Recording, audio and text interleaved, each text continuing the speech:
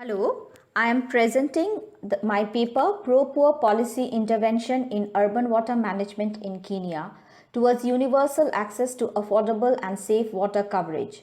Water infrastructure in most parts of the world is characterized by different forms of technologies that shape service provision, leading to inclusion of some and exclusion of others, failing to meet the needs of the world's poorest urban residents by denying them their most basic rights. Besides financial inadequacy of local utilities to extend service network, factors such as unplanned illegal status of settlements, rapid population growth, and the difficulty of obtaining finance to build or extend infrastructure to less profitable areas are cited as reasons for low coverage of safe water provisions for poor living in urban areas.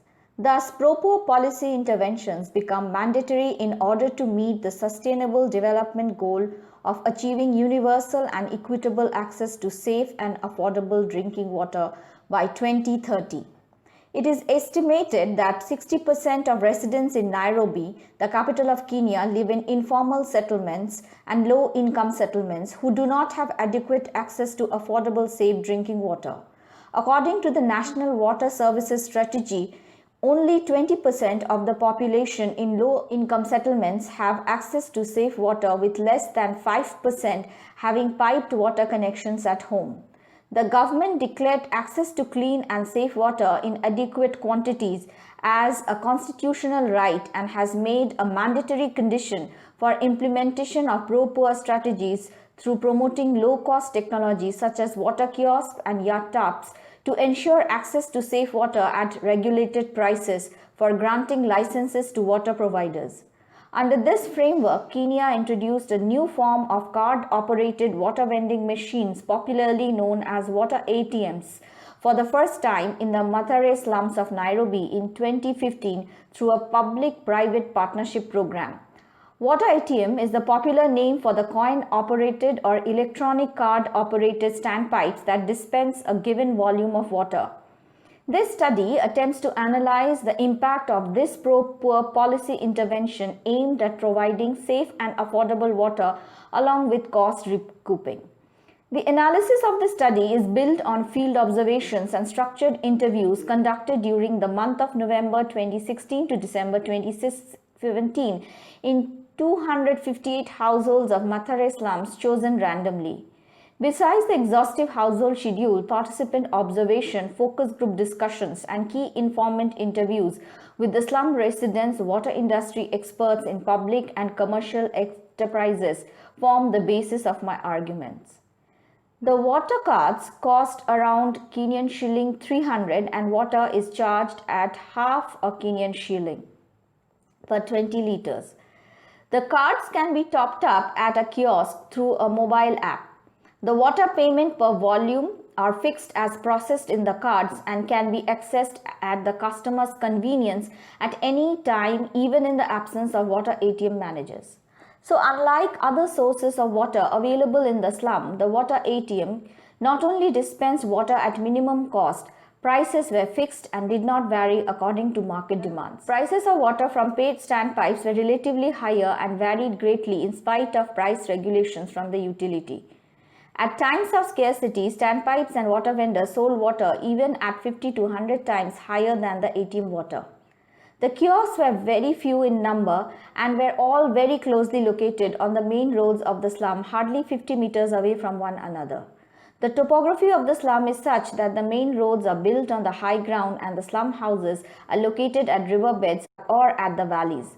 So it was difficult to climb steep slopes to reach the ATMs and then carry water down the slopes into the narrow lanes of the slums. Considering mostly women and girl children collected water, it was truly a very difficult task requiring a lot of labor and time. Consequently, many preferred buying water from alternative sources which were near their premises, like standpipes, neighbors' taps, and even water vendors, even at a high price to avoid carrying water.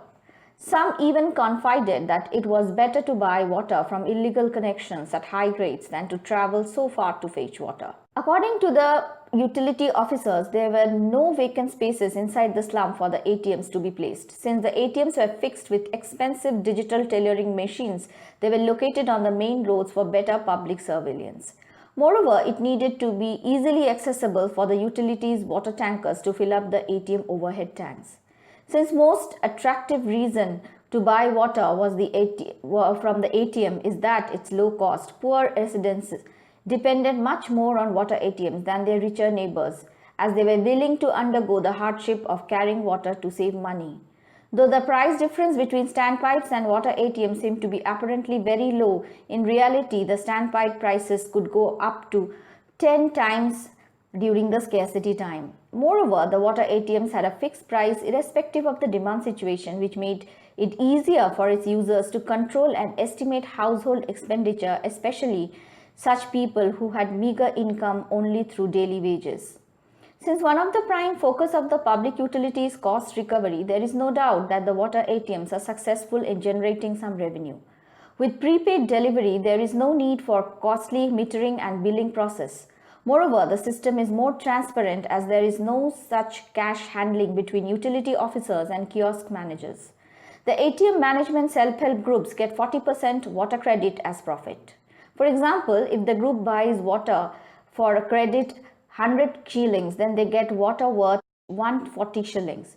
However, the utility is bearing the running cost on the production, distribution and collection of these ATM cards, electricity used to run the card swiping machines, and also on fuel and manpower to run tankers to fill these ATM tanks.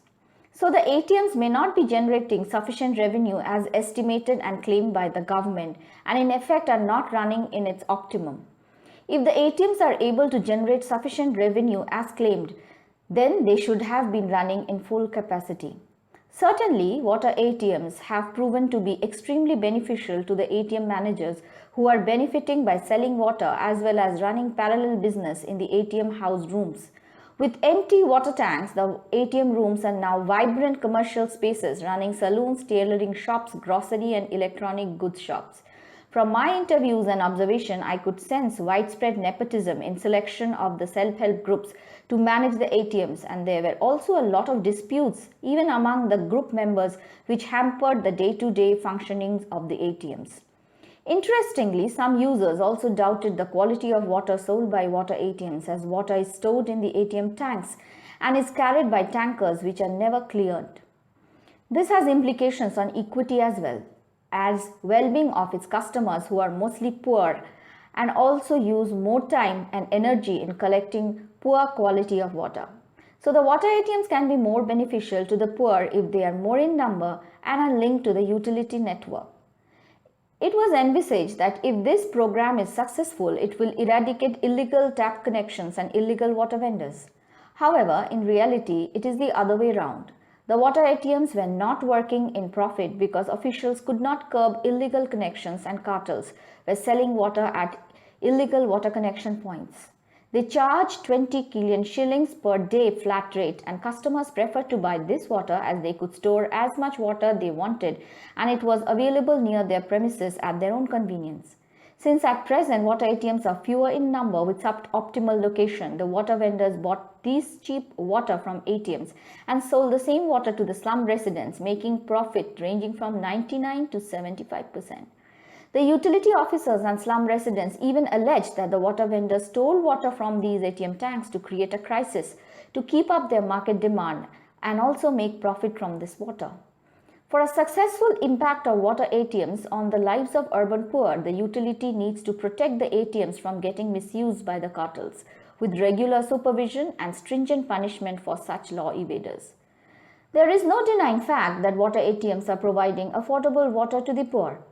The water source for the water ATM tank has not been properly planned, and since the tanks had to be filled by the utility tanker trucks, it cannot cope up with high demand and sometimes even provided poor quality water, leading to its failure to provide safe water. The location of the ATMs were also suboptimal because they were not sufficiently close to their customers, and lugging water for long distance deterred its complete use even when it was the cheapest source. Most importantly, they were vulnerable to sabotage from cartels or vendors. From the narratives of the slum residents, it seems that the water ATMs in Mathare slums is another example of a donor with a technological solution without an understanding of the socio-political context within which the new technology would be introduced. it seems that water ATMs have been encouraged by the government only with a singular emphasis of economic viability without going deeper into the socio-economic setup of the slums. Thank you very much.